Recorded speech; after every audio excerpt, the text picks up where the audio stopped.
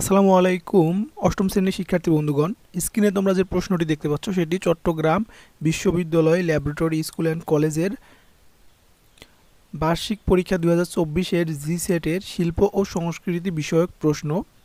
তো এই প্রশ্নটি তোমরা দেখে যেতে পারো, তোমাদের স্কুলের সঙ্গে এই প্রশ্নের মিল থাকলেও থাকতে পারে।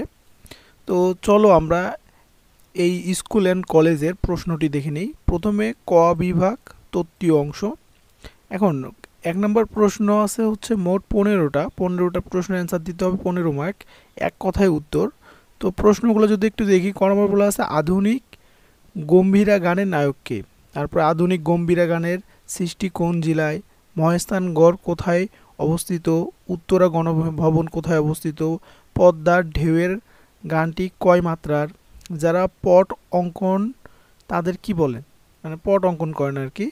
বাংলাদেশ ও ভারতের পশ্চিমবঙ্গের পট শিল্পের ইতিহাস 1 বছরের পুরনো। এটা প্রশ্নবোধক, মানে প্রশ্ন, এটা ব্যাখ্যা করতে হবে।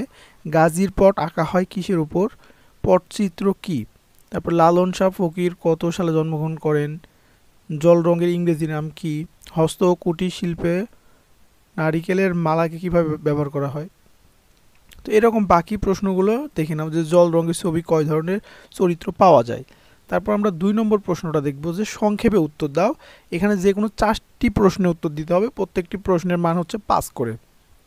তো ক নম্বর বলা আছে যে চাঁপাইনবাবগঞ্জের 2 জন কৃতি সন্তানকে সংক্ষেপে লেখো। তাহলে এখানে চাঁপাইনবাবগঞ্জের 2 জনের কৃতি সন্তান লিখে তাদের জীবন বৃত্তান্ত লিখতে হবে।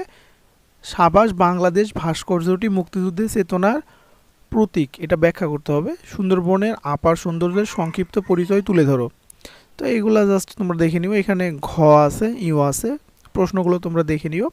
লোক সাহিত্য কি, এটিকে কয়টি শাখায় ভাগ করা যায় উল্লেখ করো।